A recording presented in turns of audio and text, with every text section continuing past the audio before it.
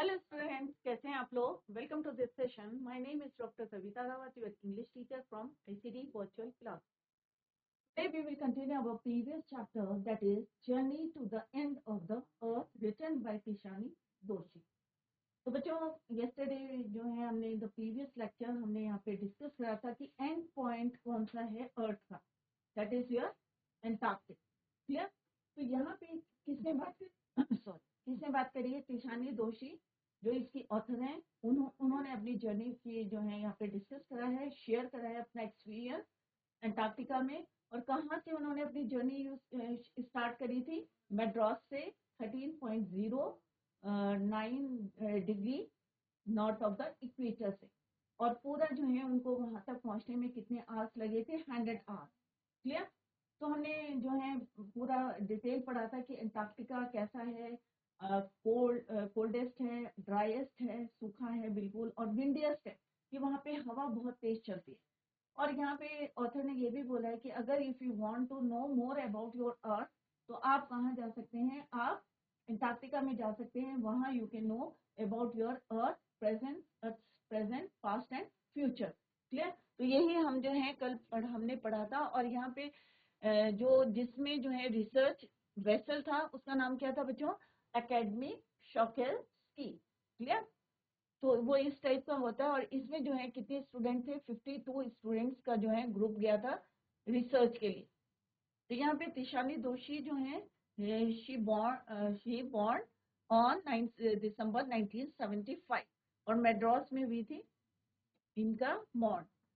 तो यहाँ पे हमने पढ़ा था कि the lesson revolves around the world's most preserved place Antarctica. क्यों बोला है प्रिजर्व? क्योंकि वहाँ आइस रहती है और आइस के नीचे जो है, इसीलिए जो है प्रिजर्व रह सकती हैं। कई जो है फॉसिल्स भी आप यहाँ पे अभी स्टडी करेंगे हम। Tishani Doshi is one of them. और यहाँ पे ज्यादा लोग नहीं गए हैं, only few that have. Tishani Doshi जो है उनमें से एक है, a south Indian person who went on an expedition with a group of teenagers affiliated with students on ice. Topic क्या था उनके प्रोग्राम का? Students on ice. Program takes young minds to different ends of the earth world. Thus, it gives an insight into how Antarctica is the place you should visit to have a glimpse of the past, present, and future in his realist form.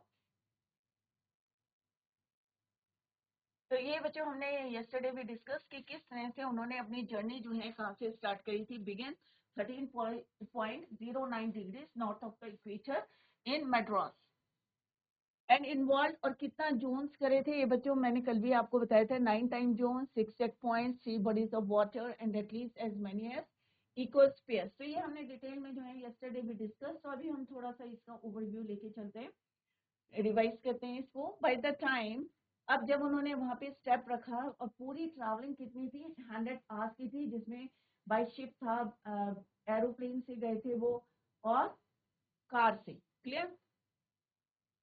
Past history में अगर हम देखें तो 650 million years ago, तो यहाँ पे क्या है? ये 650 मिलियन ईयर्स एगो हमारी अर्थ कैसी थी? It was Gondwana land.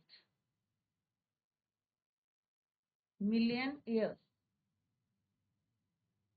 Clear?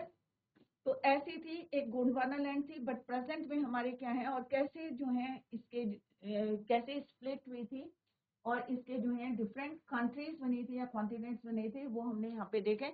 तो प्रेजेंट क्या है, ये फ्लोट करते करते जो है किससे ज्वाइन करा? नॉर्थ अमेरिका से। और इंडियन प्लेट जो है किससे जो है फोर्स करती हुई प्रेशर डाला या फोर्स डाला, और कहाँ पे जो है मर्ज हो गई? किसके साथ? एशिया के साथ। और जो ओशनिक क्रस्ट था उससे क्या बने? हमारे हिमालय। एंड दिस पार्ट हमने डिस्कस करा था, this is your Drake passage. और यहाँ पे क्या है? 3 जो है हमारे ओशन है, पैसिफिक ओशन, अटलांटिक ओशन और इंडियन ओशन। क्लियर?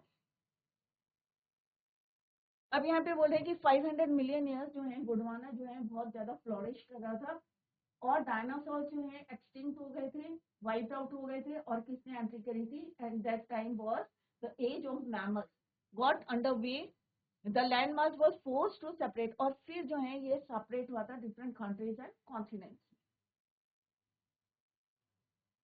जैसे हमने अभी पढ़ा था कि जो डायरेक्ट पैसेज है, it create cold circumpolar current keeping, और इसी की वजह से जो अंटार्कटिका है वो कैसा है, फ्रिजिड है, डेसोलेट है, कोई हैबिटेशन नहीं है वहां पे, and at the bottom of the world, और वर्ल्ड के सबसे एंड पॉइंट पे कौन है, Antarctica. For a sun worshipping, अब यहाँ पे ईशानी दोषी बता दिए हैं कि वो क्या है, साउथ इंडियन है, सन वर्शिपिंग है, पर 2 हफ्ते से जो है उन्हें सूरज नहीं दिखाई दिया है, क्योंकि 90% जो अर्थ का आइस है वो कहाँ पे है, अंटार्कटिका में। और जो भी हमें जो है मेटाबॉलिक फंक्शंस करने हैं, क्योंकि सन की रेज जो है कितनी इंपॉर्टेंट है हमारे लिए, सबको पता है कि जब सन निकलता है तो हमें क्या है यहाँ पे, क्योंकि 2 वीक से उन्होंने सन नहीं देखा था, और circulatory and metabolic function but also the imagination, it's like the walking into the giant, giant means huge. कल हमने पढ़ा था कि एक बहुत बड़ी पिंक पॉन्ग बॉल है व्हाइट कलर की, ऐसा लगता है कि वो जो है वॉक कर रहे हैं उसके ऊपर, डिवोइड ऑफ एनी ह्यूमन, कि कोई ह्यूमन नहीं है, नो ट्रीज, कोई बिलबोर्ड्स नहीं है, ये सब हमने पढ़ा था। और ये भी पढ़ा था कि वहां पे छोटे से छोटे माइक्रो ऑर्गेनिज्म से लेके आप जो है माइटी जो है, जैसे वेल को you can see in Antarctica, और बड़े बड़े जो है आइसबर्ग, एज वीक, और कल यस्टरडे में डिस्कस की सबसे बड़ा आइसबर्ग जो है वहां पे रिकॉर्ड हुआ है, दैट इज द साइज, किसका साइज के बराबर था, size of the Belgium, Belgium के बराबर आइसबर्ग आप देख सकते हैं। अब यहाँ पे वो कह रही है days goes on and on in surreal 24 hour austral summer light. अब वहाँ पे 24 घंटे जो है क्या रहती है, लाइट रहती है, रोशनी रहती है, राइट। एंड तो वहां पे पता ही नहीं चलता कि डे कब है, नाइट कब है। And ubiquitous silence, ubiquitous silence means वहां पे इतना ज्यादा क्या है, पीस है, एवरीवेयर परवेसिव, बहुत ज्यादा क्या है, काम है, पीस है। इंटरप्टेड ओनली बाय द, और कब इंटरप्ट होते हैं, जब कोई एवलेंच, जब कोई बहुत बड़ा जो है आइस जो है नीचे गिरती है, या calving ice sheet, calving ice sheet means split and shed, जब टूटती है और जब नीचे गिरती है तभी आवाज आती है, अदरवाइज कैसा रहता है, वहाँ काम रहता है, piece. Will force you to place yourself in the context of the Earth's geological history, and for humans, the prognosis isn't it good situation. Prognosis means a forecast of the likely outcome of a situation. Clear, तो ये हम कल जो है हमने discuss करा था। आज हम पढ़ेंगे ह्यूमन इम्पैक्ट। अभी हमने पास्ट हिस्ट्री पढ़ी थी, now we are going to discuss the human impact, कि ह्यूमन का कितना इम्पैक्ट पड़ा, असर पड़ा। Human civilization have been around for a paltry 12,000 years. Paltry means petty, insignificant. अब यहाँ पे बोल रहे हैं कि हमारी जो अर्थ है वो कितनी पुरानी है, 600 million years, 650 million years. But हम जब अर्थ में आए तो हमें कितना टाइम हुआ है, 12,000 years, 12,000, 12,000 years. तो आप सोच सकते हैं कि 650 मिलियन ईयर्स जो है हमारी अर्थ है, इतनी जो है ओल्ड है, बट हम कब एग्जिस्ट करे हैं अर्थ में, 12,000 ईयर्स। तो एक जो है बहुत छोटा सा जो है टाइम लगा है हमें यहाँ पे पहुंचने में, barely a few seconds on the geological clock. अगर हम geological clock में देखेंगे तो only few seconds हुए हैं हमें अर्थ में। In that short amount of time, we have managed to create quite a ruckus, etching our dominance over nature with our villages, towns, cities, mega cities. इतने छोटे से टाइम में हमने क्या करा, ruckus means a row of commotion, etching means engraved, unmitigated means unconditioned, कि हमने इतने थोड़े से समय में अपनी अर्थ को कितना ओवर यूज करा, उसके नेचुरल रिसोर्सेज को हमने कितना यूज करा, और किस फॉर्म में अपनी नीड्स को हमने, जरूरत को जो है पूरा करने के लिए हमने क्या करा, वहाँ पे टाउन्स बना दिए, विलेजेस बना दिए, सिटीज बना दिए, मेगा सिटीज बना दिए। आप देख रहे होंगे कितना रैपिडली हम हमारे जो है चेंज आ रहा है, हमारे एनवायरनमेंट में भी चेंज आ रहा है, उसकी वजह से ग्लोबल वार्मिंग हो रही है। क्लियर? तो क्यों हो रहा है ये? क्योंकि we are the responsible for that. हम लोग जो है रिस्पॉन्सिबल है कि इतने थोड़े से समय में कि 600 मिलियन ईयर्स पहले जो हमारी पृथ्वी बनी थी इतनी ओल्ड है। बट अभी जो है हमें आए हुए थोड़ा सा, जैसे अभी हमने बताया, अगर जियोलॉजिकल स्केल में देखें तो फ्यू सेकेंड में 12,000 ईयर्स। क्लियर? और उतने थोड़े से समय में हमने कितना जो है अपनी अर्थ को जो है ओवर यूज किया। The rapid increase of human population. और पहला कारण क्या है बच्चों? कि जो रैपिड इंक्रीज हो रहा है ह्यूमन पॉपुलेशन में, जो हमारी जनसंख्या तेजी से बढ़ रही है, ऑब्वियस है जितने नंबर्स बढ़ेंगे उतना ज्यादा जो है हमारी नीड बढ़ेगी, रिक्वायरमेंट्स हमारे बढ़ेंगे। तो मेन क्या है हमारा? The rapid increase of human population has left us battling with other species for limited resources, and the unmitigated burning of fossil fuels has now created a blanket of carbon dioxide CO2 around the world, which is slowly but surely increasing the average global temperature. अब यहाँ पे तीनाशी जो है यहाँ पे बता रही हैं तिशानी दोषी, जो ऑथर है, इसकी राइटर है, कि किस तरह से हमने क्या करा है। एक तो पॉपुलेशन हमारी ज्यादा से बढ़ रही है। अब पॉपुलेशन जब बढ़ रही है तो हम किससे बैटल करें, किससे लड़ाई करें? कि जो हमारी लिमिटेड नेचुरल रिसोर्सेज हैं हम उनको यूज करें। और पॉपुलेशन तेजी से बढ़ रही है और हमारी रिसोर्सेज क्या है बच्चों? लिमिटेड है। क्लियर? जैसे आपकी फैमिली है, अगर आपके घर में जो है अर्न करे, आपके पापा अर्न कर रहे हैं, अगर मेंबर्स ज्यादा हैं तो ऑब्वियस है वो सब में डिवाइड हो जाएगा। तो अगर पॉपुलेशन बढ़ेगी तो रिसोर्सेज क्या है? हमारे लिमिटेड रिसोर्सेज। क्लियर? तो अनमिटिगेटेड मीन्स क्या होता है बच्चों? अनकंडीशनल। हम किसको यूज कर रहे हैं? फॉसिल फ्यूल को यूज कर रहे हैं। क्लियर? तो फॉसिल फ्यूल अगर हम यूज करें हैज नाउ क्रिएटेड, और वो क्या क्रिएट कर रहा है? एक हमारे चारों तरफ क्या कर रहा है? ब्लैंकेट, क्लाइमेट में जो है, या आप कह सकते हैं एनवायरमेंट में क्या कर रहा है? वो एक ब्लैंकेट बना रहा है carbon dioxide around the world. पूरे वर्ल्ड में क्या बन रहा है? एक ब्लैंकेट बन रहा है, इसका carbon dioxide. Clear? Which is slowly but surely increasing. और जिसकी वजह से क्या हो रहा है? धीरे धीरे, हमें पता नहीं चल रहा है क्योंकि we are using fossil fuel, but हम ये नहीं देख रहे कि उसके आगे आने वाले कॉन्सिक्वेंसेस क्या है। क्या बना रहा है? Created a blanket of carbon dioxide, CO2 का एक ब्लैंकेट बना रहा है पूरी वर्ल्ड में। और जो धीरे धीरे उसका रिजल्ट क्या है? Increasing the average global temperature. जो टेम्परेचर बढ़ा, अभी आप लोगों ने देखा होगा, आप जो छोटे थे और अभी आप जो है 12th स्टैंडर्ड में हैं, तो आपने वेरिएशन देखा होगा टेम्परेचर का, कि पहले कितना अच्छा हमारा जो है क्लाइमेट चेंज भी आपने देखा होगा, कितना क्लाइमेट चेंज हो रहा है। Clear? Climate change is one of the most hotly contested environmental debates of our time. अभी क्या है? हर कोई कहता है क्लाइमेट चेंज हो रहा है, क्लाइमेट चेंज हो रहा है। तो यही रिजल्ट है कि क्यों चेंज हो रहा है क्लाइमेट चेंज। और अभी क्या है? ये बर्निंग टॉपिक है पूरे वर्ल्ड में, जो है सब लोग इसमें जो है काम कर रहे हैं कि क्लाइमेट चेंज में और किस तरह से इसको जो है रोका जा सकता है। क्लाइमेट जो चेंज हो रहा है कैसे रोकेंगे? जब हम अपने अर्थ को रिपेयर करेंगे, हम डिफोरेस्टेशन को रोकेंगे। अगर हम डिफोरेस्टेशन को जो है रोकेंगे तो क्या होगा बच्चों? हम वाइल्ड लाइफ की जो है, जितने हमारे वाइल्ड एनिमल्स है, उनके शेल्टर को, उनके हैबिटेशन को हम जो है, हैबिटेट जो है, शेल्टर जो है उनका क्या है, होम क्या है उनका? फॉरेस्ट। तो उनको भी हम बचा सकते हैं। तो इस तरह से हम अपने पूरे इकोसिस्टम को जो है, प्लांट्स रहेंगे, एनिमल्स रहेंगे, इंसेक्ट्स रहेंगे, हम रहेंगे, तो ये क्या हमारी एक इकोसिस्टम है और एक जो है साइकिल है। अगर ये साइकिल को हम मेंटेन करके रखेंगे तो ऑब्वियस है कि हमें कोई भी प्रॉब्लम्स को फेस नहीं करना पड़ेगा। Clear? Will the West Antarctic ice sheet melt entirely.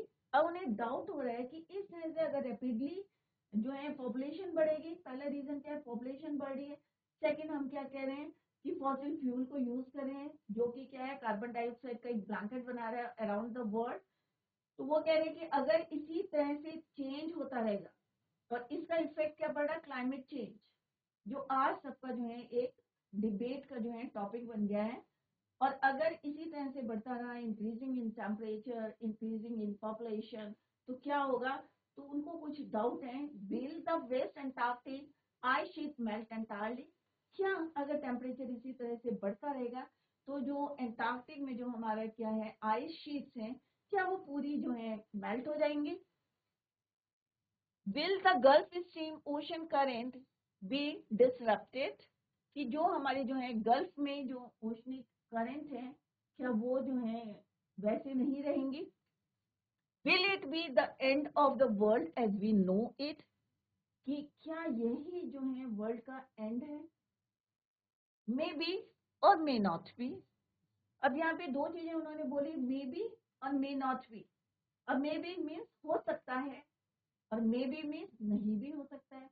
तो नहीं भी क्यों हो सकता है? मे नॉट, मे बी और मे नॉट बी। तो दो दो वर्ड यहाँ पे यूज करें, दो फ्रेज, मे बी और मे नॉट बी। तो मे बी इसलिए बोला है कि हो सकता है कि एंड हमारा इसी तरह होगा, क्योंकि पॉपुलेशन बढ़ रही है, हम फ्यूल को रैपिडली जो है किस तरह से यूज कर रहे हैं, and it create carbon dioxide blanket around the world. दूसरा क्या है, क्लाइमेट चेंज हो रहा है, ग्लोबल वार्मिंग हो रही है। अगर इसको इफ अगर हम इसको रोक लेंगे, और रोकेंगे कैसे? रिपेयर करके अपनी अर्थ को, उसके नेचुरल रिसोर्सेज को, उसका डेवलपमेंट करेंगे, बट इतना करेंगे कि अपनी नीड बना के हमको इसको यूज करेंगे, ना कि वांट बना के उसको यूज करेंगे। उसको रिपेयर करेंगे, उसके natural resources, deforestation, forest cut करना जो है, एफोरेस्टेशन करेंगे, प्लांट्स लगाएंगे, एनिमल्स जो है वहीं पे रहेंगे, अपना जो है उनका शेल्टर रहेगा वहां पे। तो इस तरह से हम क्या कर सकते हैं, इस साइकिल को अगर रिपेयर करेंगे हम फ्रॉम ऑल द डायरेक्शन, अर्थ को चारों तरफ से जो है हम रिपेयर करेंगे, तो मे बी ये क्या कर सकते हैं हम, वी सेव आवर अर्थ। अगर हम सेव करेंगे, we save our earth, save our future. Clear? अगर हमारी अर्थ जो है हेल्दी रहेगी, तो ऑब्वियस है हम भी जो है प्रोग्रेस करेंगे। हम कहाँ रहते हैं? अर्थ में रहते हैं, और उसके जो अपने प्लानेट के सारे रिसोर्सेज को हम क्या करते हैं, ओवर यूज। तो यहाँ पे दोनों क्लियर होंगे, मे बी और मे नॉट बी। अगर हम इसी तरीके से करते रहेंगे तो एक दिन जो है एंड होगा वर्ल्ड का, राइट? अगर हम इसमें रोक लगा देंगे, पॉपुलेशन कंट्रोल कर लेंगे, या फॉसिल फ्यूल कम से कम हम यूज करेंगे, तो मे बी जो है क्या होगा, हम अर्थ को बचा सकते हैं, सेव कर सकते हैं, उसको रिपेयर करके। Clear? Either way, Antarctica is a crucial element in this debate, not just because it is the only place in the world which has never sustained a human population. अब यहाँ पे कह रहे हैं कि इस डिबेट का सबसे अच्छा टॉपिक कौन सा हो सकता है? इधर वे Antarctica is a crucial debate. अब यहाँ पे क्यों बोला है कि it is a crucial debate in this debate? Not just because it is the only, इसलिए नहीं कि ओनली वर्ल्ड का एक ऐसी जगह है जहाँ पे अभी भी जो है which has never sustained a human population, कोई हैबिटेशन नहीं है वहाँ, and therefore remains relatively pristine. Pristine क्या होता है बच्चों? In its original condition, कि अभी भी वो जो है अनएक्सप्लॉइट है, अभी भी उसको जो है उसके पास जो है अभी यूज नहीं किए हैं, ओरिजिनल स्टेज में Antarctica, right? If we want to study, अगर आप जो है in this respect, but more importantly because it holds in its, सबसे इम्पोर्टेंट बात क्या है एंटार्क्टिका की, इसने होल्ड कर रखा है ice course, 500,000 year carbon records trapped in its layer of ice. अब क्या है, आइस गिरी, उसके ऊपर जो है कार्बन लेयर का जो है डिपोजिशन हो गया, फिर आइस गिरी, तो आइस को जो है इसमें क्या कर रहा है, आइस कोर्स कितनी पुरानी है, 500,000 year old records, carbon records trapped in its layer of ice. Ice के बीच में हमारी क्या है, कार्बन शीट्स हैं, या कह सकते हैं आप कार्बन रिकॉर्ड है जो मिलियन ईयर्स के। If we want to study and examine the earth, अगर if you want to examine your earth, if you wanted to know more about your earth's past, future, present, future, Antarctica is the best place to go. तो यहाँ पे दिशांत दोषी क्या बोलते हैं कि if you wanted to examine the earth past, अगर तुम पृथ्वी के पास्ट को, प्रेजेंट को, फ्यूचर को जानना चाहते हो तो कौन सी प्लेस सबसे अच्छी है? Antarctica is the best place to go. अगर पृथ्वी का तुम्हें पास्ट से जानना है तो यहाँ पे क्या है, कार्बन रिकॉर्ड्स हैं, उससे आप जो है पता कर सकते हैं कि अंटार्कटिका पास्ट में कैसा था, ये अर्थ हमारी कैसी थी। प्रेजेंट में हम देख रहे हैं और प्रेजेंट के हिसाब से हम यू कैन कैलकुलेट कर सकते हैं कि हमारा आने वाली जो है फ्यूचर में हमारी अर्थ कैसी हो। क्लियर? तो यहाँ पे तिशानी दोषी जो ऑथर है वो क्या कहती है, Antarctica is the best place. अगर तुम if you want to examine the earth present past future तो कौन सी प्लेस पे आप जा सकते हैं? अंटार्कटिका में। वहां पे आपको पास्ट का भी पता चलेगा, प्रेजेंट का भी और फ्यूचर का भी। क्लियर? स्टूडेंट्स ऑन आइस, अब उनका टॉपिक क्या था? Student on ice. The program I was working with on the Shokelski aims to do exactly this by taking high school students to the ends of the world. अब पहले क्या होता था कि बहुत कम लोग जो हैं जिनके अंदर क्यूरियोसिटी रहती थी वही लोग जो हैं कहाँ जाते थे? अंटार्कटिका में। But this time student on ice program के जो है अंडर, यहाँ पे तिशानी दोषी कह रही है she was working with on the Shokalskiy aims to do, high school के बच्चों को ले गए और क्यों ले गए? At the ends of the world and providing them with inspiring educational opportunities. अब एक होता है हम बुक में पढ़ रहे हैं बच्चों, एक होता है हम प्रैक्टिकली जो है उसको एक्सपीरियंस करें। तो वो वहाँ पे क्यों ले गए थे? कितने स्टूडेंट थे? 52 स्टूडेंट्स का ग्रुप था। उनको inspiring educational opportunities which help them foster a new understanding and respect for our planet, जिससे वहाँ पे रियलिटी को देखें अंटार्कटिका में। और क्योंकि ये क्या हमारे फ्यूचर प्लानर है, पॉलिसी मेकर है, तो मे बी वहां जाके वो एक्सपीरियंस करें और देखें कि हमारी आवर प्लैनेट जो है पहले कैसी थी, पास्ट में, प्रेजेंट में कैसी है और आने वाली जो है वो कैसी होगी। It has been in operation for 6 years now. अब यहाँ पे तिशानी दोषी कह रही है कि पूरी जो हमारा जो है रिसर्च वर्क है कितने ईयर हो गए हैं? 6 साल से, 6 years हो गए अभी तक। Clear? Operation for 6 years now, headed by, अब कौन है इसका head? A Canadian Geoff Green, who got tired by, अब वो जो है बहुत ज्यादा जो है with students on ice, tired of carting celebrities and retired rich curiosity seekers who could only give back in a limited way. अब यहाँ पे जो हेड है वो कौन है?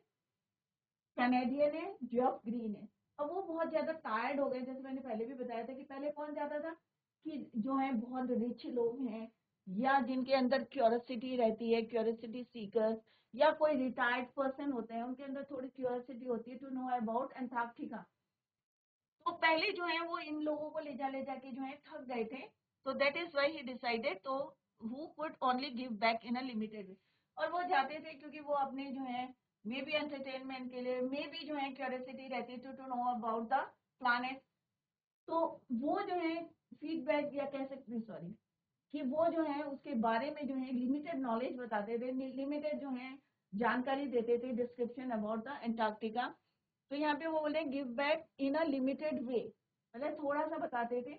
But with students on ice he offers the future generation of policy maker a life changing experience at an age when they are ready to absorb, learn and most importantly act। क्योंकि जो retired हो रहे हैं तो already इतने exhaust होके जो है वर्क करके आ रहे हैं, या जो हमारे क्यूरियोसिटी सीकर्स हैं तो उन्होंने तो ये यहाँ वहाँ पे स्टडी करी एंड दैट्स ऑल, उतना जो है उन्होंने पेपर्स पब्लिश नहीं करे या नॉलेज जो है किसी को अवेयर नहीं कराया प्लैनेट के बारे में जो भी उनकी नॉलेज थी। बट यहाँ पे जो है तिशानी दोषी कह रही है कि कैनेडियन जो ग्रीन है उन्होंने अब की बारी जो है स्टूडेंट्स के साथ उनको जो है ही ऑफर्स द फ्यूचर जनरेशन, क्योंकि वो क्या है पॉलिसी मेकर हैं, लाइफ चेंजिंग कर सकते हैं, एक्सपीरियंस जो वहां से गेन करेंगे और जो भी नॉलेज उनको वहां से गेन कर रहे हैं, लाइफ चेंजिंग एक्सपीरियंस क्योंकि वो ज्यादा से ज्यादा वहाँ पे क्या करेंगे, लर्न करेंगे, एब्जॉर्ब करेंगे, they are ready to absorb, learn and most importantly act. Act का मतलब क्या है कि वो उसको जो है आगे जो है एक्ट कर सकते हैं या लोगों को जो है अवेयर करा सकते हैं अबाउट द प्लैनेट। क्लियर? तो यहाँ पे उन्होंने इंपॉर्टेंस किसको दी, उन्होंने कहा कि भाई मैं इनको ले जाके, क्योंकि रिटायर्ड पर्सन जा रहा है या रिच पर्सन जा रहे हैं, रिटायर्ड रिच जा रहा है या क्यूरियोसिटी मेकर जा रहे हैं, तो वो इतनी नॉलेज जो है लोगों के अंदर जो है अवेयर नहीं करा रहे। बट अगर एक स्टूडेंट जाएगा, क्योंकि स्टूडेंट्स क्या होते हैं, ये future generation of policy makers होते हैं, ये लाइफ चेंजिंग एक्सपीरियंस, क्योंकि ये जल्दी से क्या कहते हैं, they are ready to absorb, learn, क्योंकि ये देखेंगे तो आगे वाली जनरेशन को जो है वो अवेयर करा सकते हैं, so that we repair our, और हम जो है सेव कर सकते हैं अपने earth. Clear? Next is the reason the program has been so successful is because it's impossible to go anywhere near the South Pole and not be affected by it. अब उनका जो ये प्रोग्राम क्यों सक्सेसफुल हुआ है, क्योंकि अभी तक जो है साउथ पोल में कोई ज्यादा लोग तो गए नहीं थे। It's impossible to go anywhere near the South Pole and not be affected by it. तो ज्यादा अफेक्टेड नहीं था, इजीली जो है उन्होंने अपना प्रोग्राम को सक्सेसफुली कंप्लीट किया। It's easy to be blase about polar ice caps melting while sitting in the comfort zone of our respective latitude and longitude. But when you can visibly see glaciers retreating, अभी हम किताबों में पढ़ते हैं ना glacier retreat कर रहा है, बट अगर आप आंखों से विजुअली उसको देखेंगे तो वो वाला एक्सपीरियंस जो है that is very different. Retreating and ice shelves collapsing, you begin to realize that the threat of global warming is very real. अगर आप उसको विजुअली जो है देखेंगे, वहां बैठ के देखेंगे कि किस तरह से जो है आइस क्या हो रही है, वहां पे रिट्रीट हो रही है, ग्लेशियर जो है रिट्रीट हुए हैं, polar ice caps melting while sitting in the comfort zone of our respective latitude and longitude. तो मैंने इसको आपको पहले भी क्लियर करा था कि लैटिट्यूड क्या होते हैं बच्चों, हॉरिजॉन्टल इमेजिनरी लाइंस होती हैं, दोनों जो है इमेजिनरी लाइन होती है, चाहे लैटिट्यूड की बात करें चाहे लॉन्गिट्यूड की बात करें। तो लॉन्गिट्यूड क्या होती है, हमारी नॉर्थ टू साउथ चलती हैं वर्टिकल। क्लियर? तो इस तरह से आपने ग्लोब में देखा होगा, ये ग्लोब है और इस तरह से जो है ये इक्वेटर 0 डिग्री पे, और ये सारी हमारी क्या होती है, हॉरिजॉन्टल होती है, लाइन होती है, और यहाँ से जो इस तरह से चलती हैं ये हमारी क्या होती है, लॉन्गिट्यूड। तो हॉरिजॉन्टल वाली क्या होती है, लैटिट्यूड, और वर्टिकल वाली क्या होती है। तो यहाँ पे वो कह रहे हैं कि अगर आप वहाँ पे, it is easy to be blase about polar ice caps melting, जब आप जो है कंफर्ट जोन में जो है वहाँ पे बैठे हैं रिस्पेक्टिव लैटिट्यूड और longitude, but when you can visibly, जब आप उसको देखेंगे कि सी ग्लेशियर्स कैसे रिट्रीट कर रहा है और जो शेल्स हैं कैसे कोलैप्स कर रहे हैं, तो आपको क्या पता चल जाएगा, यू बिगिन टू रियलाइज कि हमारा जो है क्या हो रहा है, थ्रेट ऑफ ग्लोबल वार्मिंग। क्योंकि अगर टेम्परेचर बढ़ेगा, ग्लोबल वार्मिंग क्या है, टेम्परेचर राइज इन टेम्परेचर, और अगर हमारा टेम्परेचर बढ़ेगा तो ऑब्वियस है क्या होगा, हमारे ग्लेशियर्स क्या करेंगे, रिट्रीट करेंगे। क्लियर? तो आप समझ जाएं कि अगर आपके शेल्स जो हैं क्या कर रहे हैं, कोलैप्स कर रहे हैं या ग्लेशियर रिट्रीट कर रहे हैं, तो इट मीन्स आप जो है realise that threat of global warming is very real. की जो हमारी आज आप लोगों ने भी देखा होगा कि टेम्परेचर कितना जो है बढ़ता जा रहा है, टेम्परेचर राइज कर रहा है, और अगर टेम्परेचर इसी तरह से, ये क्या है, हमारा क्लाइमेट चेंज क्यों हो रहा है, ग्लोबल वार्मिंग। क्लियर? तो ये क्या है, रियल है कि हमारी जो है क्या हो रहा है, ग्लोबल वार्मिंग। और अगर हमारे इसी तरह से टेम्परेचर बढ़ता रहेगा तो मे भी जो है एक दिन एंड हो सकता है वर्ल्ड का। क्लियर? या आप अभी जो है ग्लोबल वार्मिंग देखें कि यही जो है थ्रेट है। अगर हमारे जो है ग्लेशियर्स क्या है, आपका गर्मियों में पानी कहाँ से मिलता है आपको, तो ग्लेशियर जो है हमारा स्टोरेज है पानी का। तो ग्लेशियर जब मेल्ट होते हैं तभी रिवर्स में पानी आता है, नदियों में। क्लियर। और अगर यही जो है मेल्ट हो जाएंगे, रिट्रीट करेंगे, क्लियर, या शेल्स हमारी कोलेप्स करेंगी, तो यहाँ से हमारा क्या स्टार्ट होता है, इसका मतलब टेम्परेचर बढ़ रहा है, और टेम्परेचर बढ़ रहा है तो इट मीन्स क्या हो रहा है, ग्लोबल वार्मिंग हो रही है। Clear. Antarctica, because of her simple ecosystem and lack of biodiversity, it is the perfect place to study how little changes in the environment can have big repercussions. Take the microscopic phytoplankton. तो यहाँ पे देख सकते हैं कि Antarctica में अभी इतना ज्यादा क्या है, सिंपल सा इकोसिस्टम है, ज्यादा जो है यहाँ पे लैक ऑफ बायोडाइवर्सिटी है, ज्यादा आप जो है फ्लोरा फोना भी नहीं है यहाँ पे, ज्यादा बायोडाइवर्सिटी नहीं है। It is the perfect place to study little changes in the environment. तो यहाँ पे अगर थोड़ा सा भी चेंज होता है एनवायरमेंट में तो आप easily you can see, can have a, जो उसका रिजल्ट क्या होगा, बहुत बड़ा होगा। अगर छोटा सा भी चेंज होगा तो can have big repercussion. Take the microscopy, अब यहाँ पे किसकी बात करें, microscopic phytoplankton, those grasses of the sea that nourish, अब ये क्या है, प्लांट है, छोटे से ग्रासेस हैं, those grasses of the sea that nourish and sustain the entire southern ocean's food chain, ये पूरी फूड चेन को क्या करते हैं, मेंटेन करके रखते हैं। अब कैसे करके रखते हैं, the single celled plants use the sun's energy to assimilate carbon and synthesis organic compounds in that wondrous and most important process called photosynthesis. अब सभी को पता होगा कि फोटोसिंथेसिस क्या होते हैं।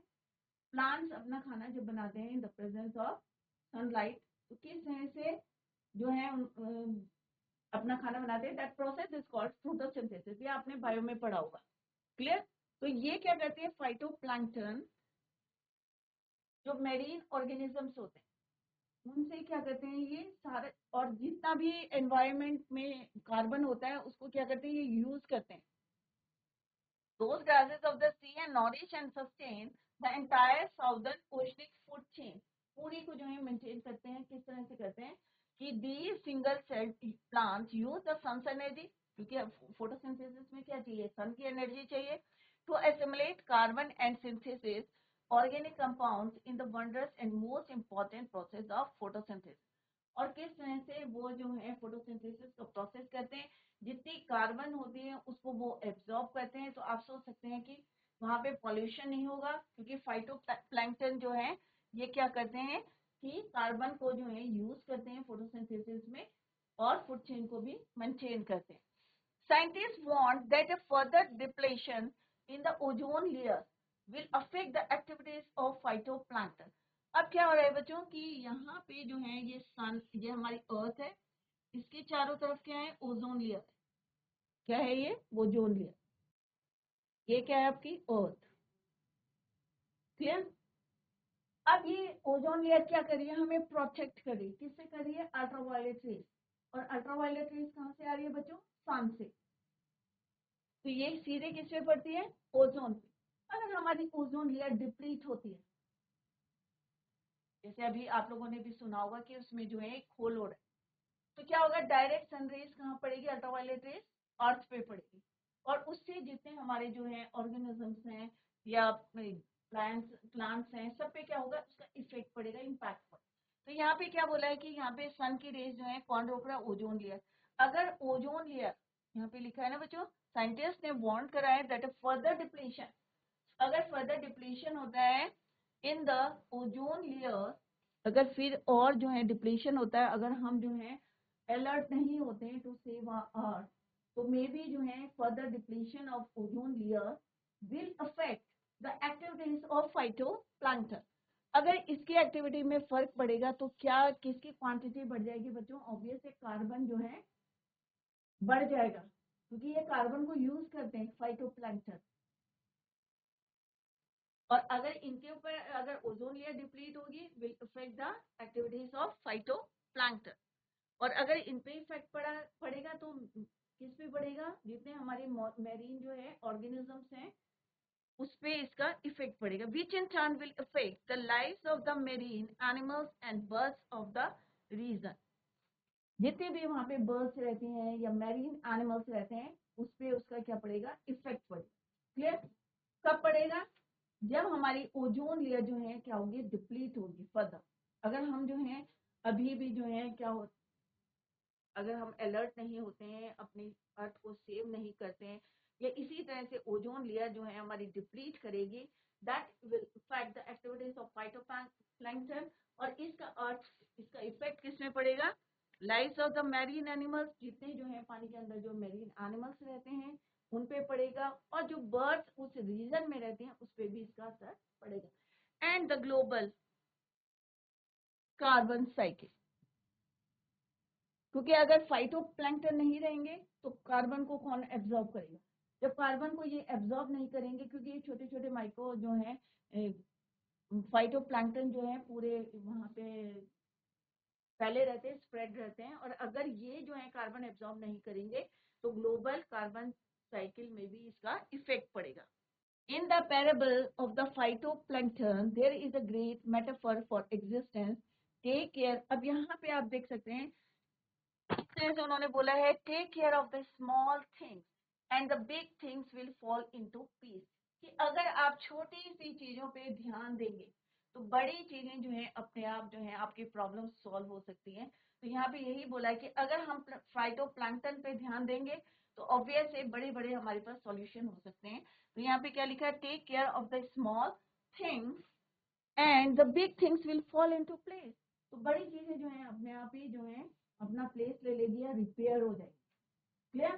तो बच्चों जितना भी आज पढ़ा है, I hope it is clear to you, और सारे बच्चों की समझ में आ गया होगा। Revise the chapter at home, it is a very important chapter, क्योंकि ये हमारा क्या है, लास्ट जो है आप कह सकते हैं कि ईशानी दोषी ने अपने एक्सपीरियंस शेयर करे हैं journey to the end of the earth. Earth के एंड पॉइंट में उन्होंने जो है किस तरह से अपना जो है एक्सपेडिशन को चलाया था। 52 जो है बच्चे थे और उनके प्रोग्राम का नाम क्या था बच्चों, प्रोग्राम ऑन आइस। क्लियर?